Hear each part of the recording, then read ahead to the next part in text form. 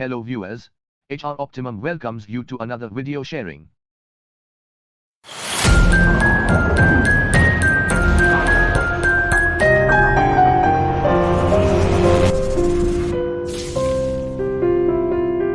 This time, we bring you a talk on wellness versus productivity. This talk was organized by Manav Swayansevak Foundation, an Ahmedabad-based NGO. One of the trustees of MSF, Ms. Sapna, is the interviewer and she interviews Dr. Ravindran, HR professional and the author of High Productivity Practices. This talk aims for a clearer understanding and the link between good health and productivity. If not already subscribed for this channel, request you to please do so now. Kindly share with others you know. Do remember to click the bell button to get our future notifications. Let us move to the video now.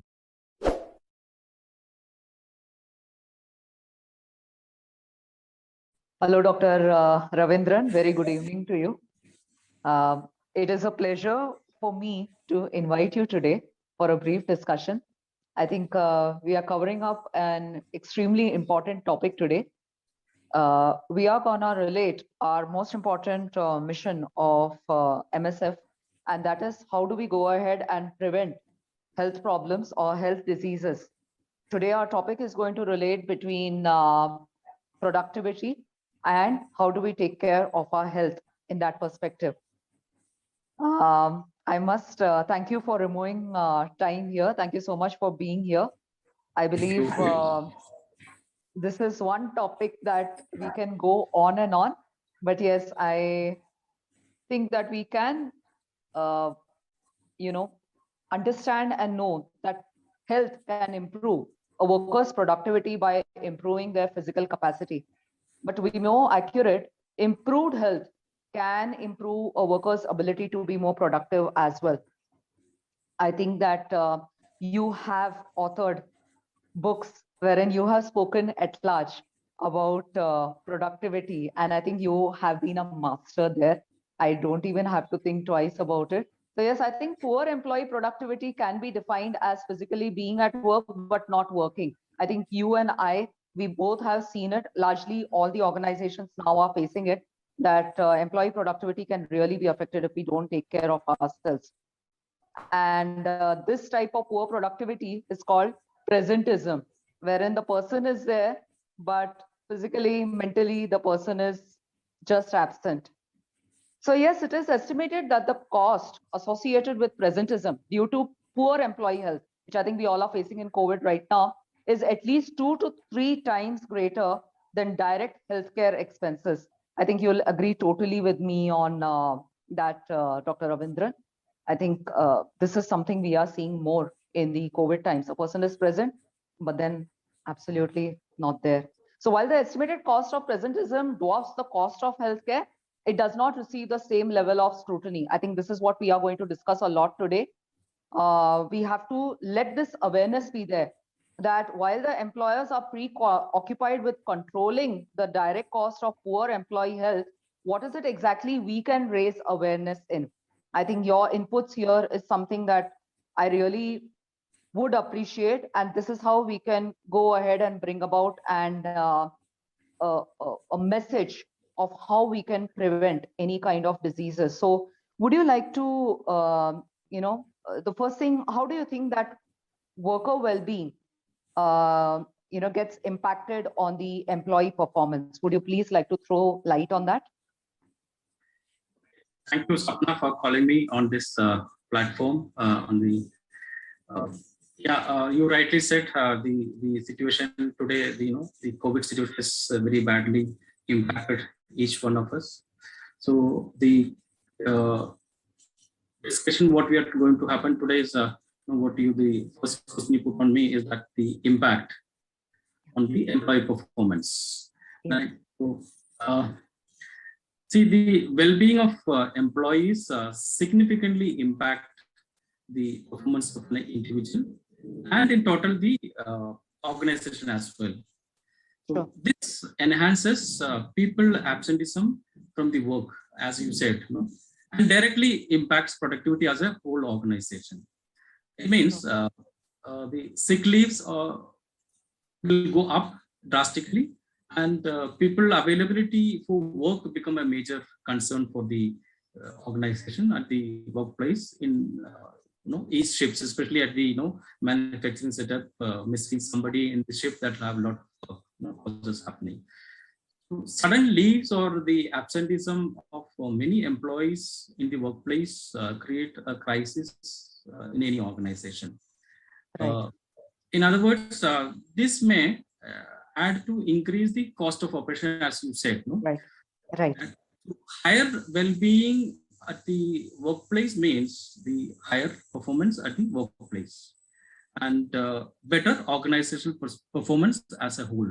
I mean, the higher productivity, right? So Right. there is an impact. Right. Right. Cost pressures will In be fact, in fact, I think this is really highlighted by you so nicely right now, the sick leaves. There was a time wherein sick leaves were mandated only for a few days in a year. But now this COVID as you season has no, there is no control now. Yes, absolutely. So coming to my next question, Dr. Ravindran, what do you think is the relationship today when we are talking about MSF as an organization who is there to create awareness? What do you think is the relationship? How do we build that relationship between health and productivity of an individual? Because many people don't look at it as that way. So how do you think we can look at it in that angle? Yes, there is a direct relationship between health and productivity. Right? I think you would agree that Yes. there is Very a much. direct relationship between health and productivity in any organization. I'm sure Yes. a healthy person can only give his 100% at the workplace. Yes. And therefore, I feel the healthy person can only be productive. It means the relationship is like made for each other. Right. Right? I think, yeah. yes, I totally agree with you here. Yeah. So any individual's career depends on health, and productivity or performance depends on your health. So for me, there is a direct proportionate relationship between the health and productivity at the workplace. This is what I look. This is how I look at it. Yeah, in fact, you went ahead and I was just about to ask you my next question. You went ahead and solved it out for us. You actually answered it so clearly to us that yes, productivity and health is totally correlated with each other. I still remember wherein there have been days where I may get up in the morning and I may not feel like going to work. And if I still push myself to going to work, I am going to end up not even being productive. I believe that's something which you put across so nicely right now for us. So coming to my next question, Dr. Ravindran, again, how does fitness, any kind of fitness routines that we set up in our life, so how does fitness improve productivity? I believe that increased productivity is noticeable within weeks of implementing an exercise regime. I'm sure you would give me more insights on that. You would be the right person because exercise raises our energy levels. It also helps us combat stress. So when we feel happier, we would take more good tasks at work. So could you please give us more light on that? Sure. I would, before ending to this question, I would a little more add to the previous question, the relationship, the productivity related to health. Please.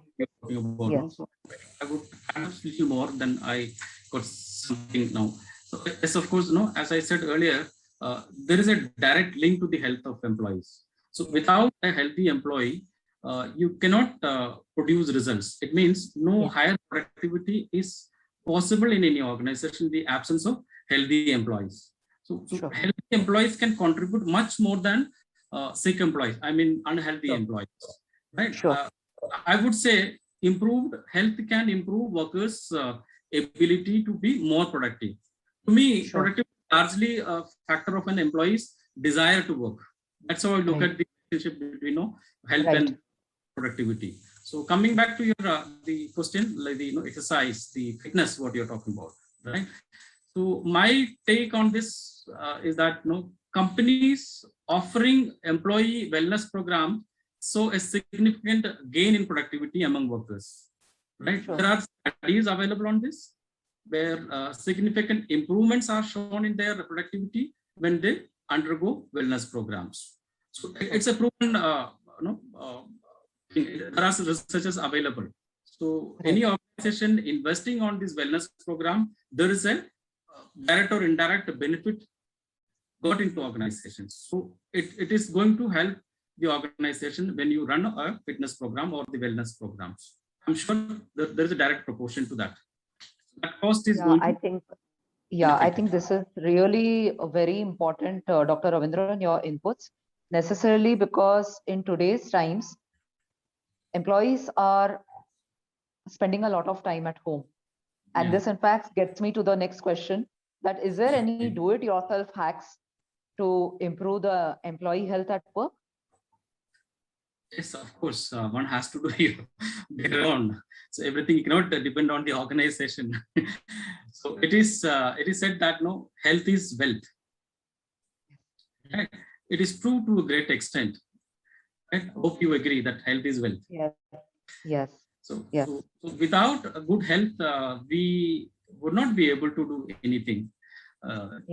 Care of work or any activities would become impossible if we struggle with the health conditions all of the time, right? So my take on this are you practice eat sensibly, drink plenty of water, restrict unnecessary things like coffee, cold drinks, which is become it's a basic necessity of youngsters and so-called Y generation, and maintain a good posture at work, take frequent breaks, then keep your workplace neat and clean, be hygienic, because COVID has made us everyone that to be hygiene. Avoid personal contact with sick employees. Learn to manage your tension and the mental stress is all very important for me. I think you have given us points which are so very important and crucial. Something what you mentioned about eating healthy or taking frequent breaks. Just there is so much importance that organizations need to give this. Taking frequent breaks, very, very, very, very valuable inputs by you, Dr. Ravindran. Really enjoying this, which brings me again to a very important question, which many employers would like to know, that is it really important to, or is it crucial to invest in employee well-being initiatives? Yes, it is very crucial because see, unhealthy employees cannot give the output you look for.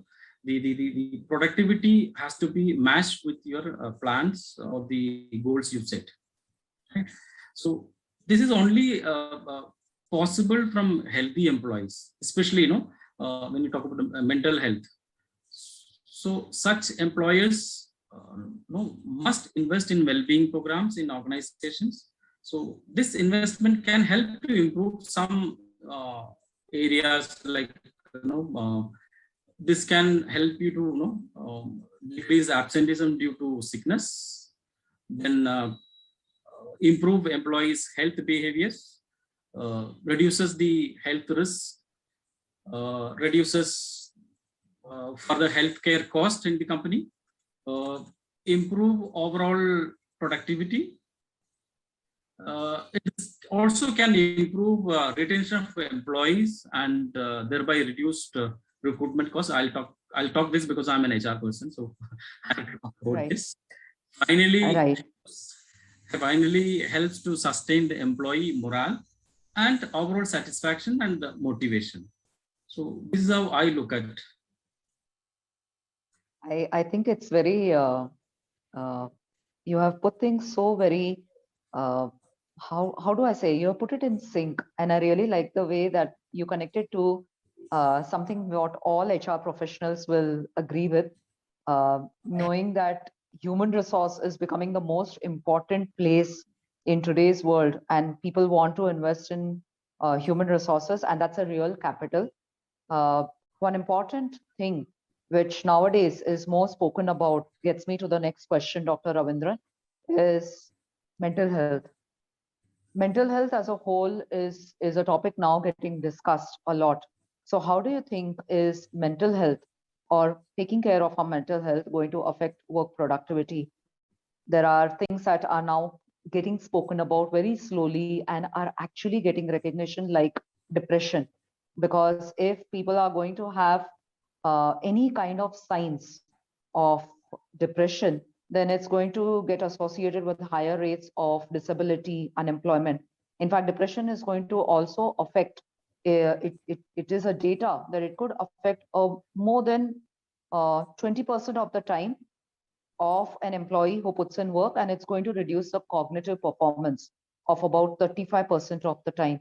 Could you please highlight us and tell us a little bit more about this? I think mental health as a whole is going to really be spoken about a lot in the near future. We would like to have your inputs on connection of mental health and work productivity. And that's what I said earlier in the, so the mental health, somebody, investing on mental health will have its own benefit. So especially at this, during this COVID period, we have lots of issues with the employees, where there somebody is working from home, somebody's half employee strength is working from home. Yeah. Some of them are at the workplace. So there's a disbalance in the organization. So there is so much pressure on the employees, and on top of that, the external factors like the COVID has made us really into very bad situation. So the mental well-being today is very important. Earlier those days we were not able to, as an organization, we were not ready to look at the mental health. But today it's only physical health we used to discuss. But after COVID in the organization, the lot of importance has put in practice now for improving the mental wellness of the employees. So it's very crucial at this moment now. So employees both employer and employees have to give some importance so that it is balanced, and this will not impact the employees overall productivity. I think you answered that so well, because today people do shy away from mental health issues. They do not tend to speak about it, which again will be something I would like to ask in the next question to you. Would love to take your inputs here. Knowing that there are mental issues already existing at workplace, which could be stress, anxiety, maybe panic attacks, or maybe even a high blood pressure. But more severe conditions could be something that I'm sure you and many other people are aware of, a post-traumatic stress disorder, which has been associated with workplace bullying.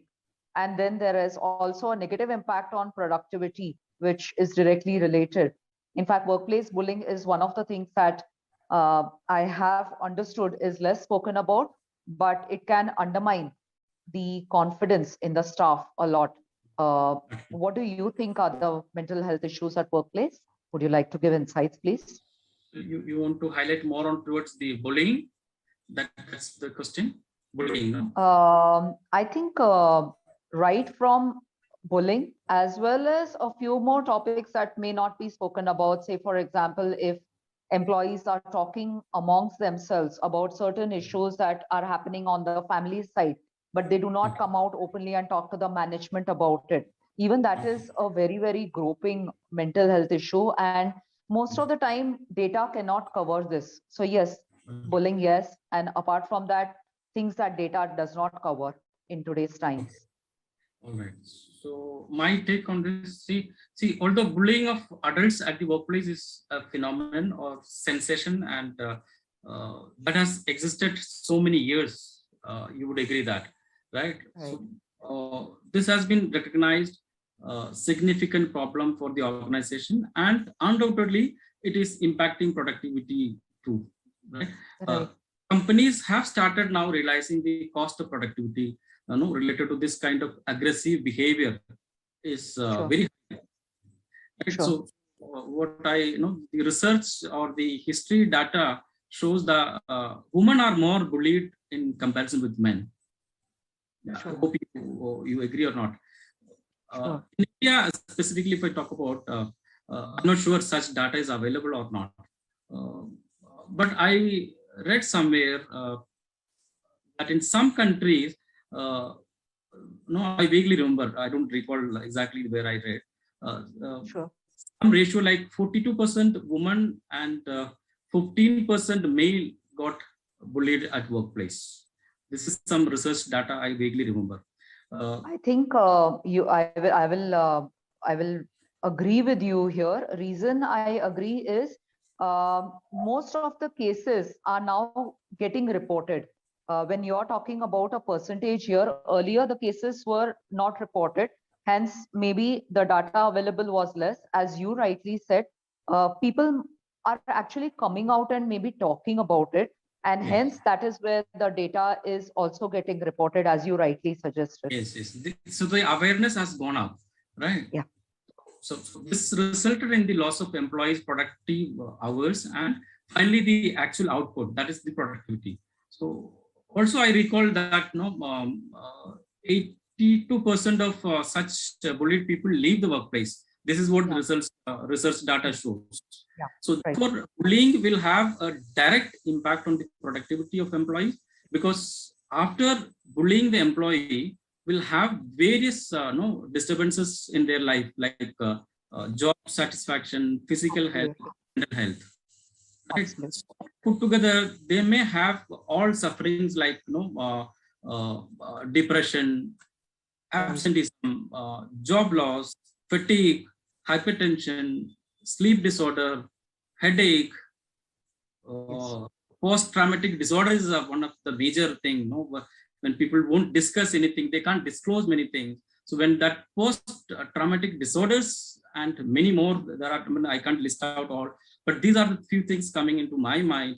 So there is a direct impact because of bullying. There is a direct impact on the productivity on the individuals.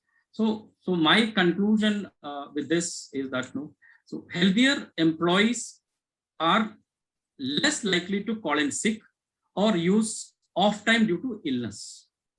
So the prevailing chronic disease trends coupled with economic pressures have proven a significant challenge for employers as well as employees. This is what my conclusion statement I would like to say. I think you have gone ahead and highlighted most of the crucial aspects that are not covered, or maybe are covered but are not totally covered by most of the employers. They are just trying to gain a lot of insights today. Everybody is trying to understand the direct correlation, but I think this particular session that we have had has extremely been insightful.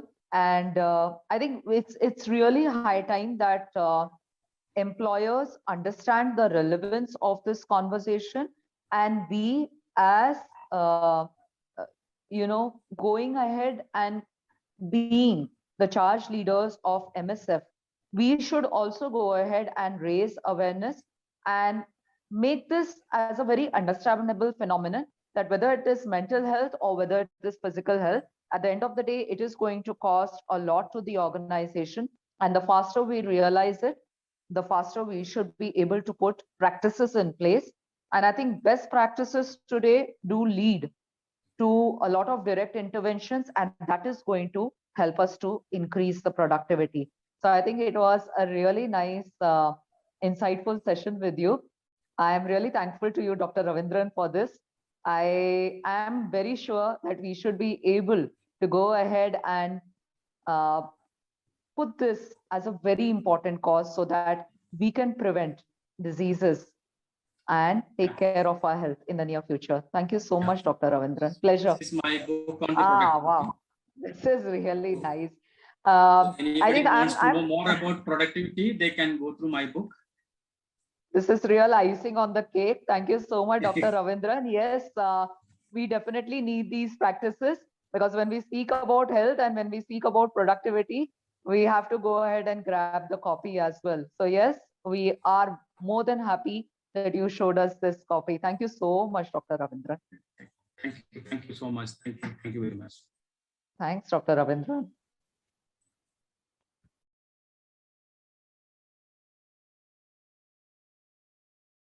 Please do subscribe to our channel if not already subscribed. Kindly do comment and share with others you know. Do remember to click the bell button to get our future notifications. See you soon with another video. Till then, take care, be happy and be productive.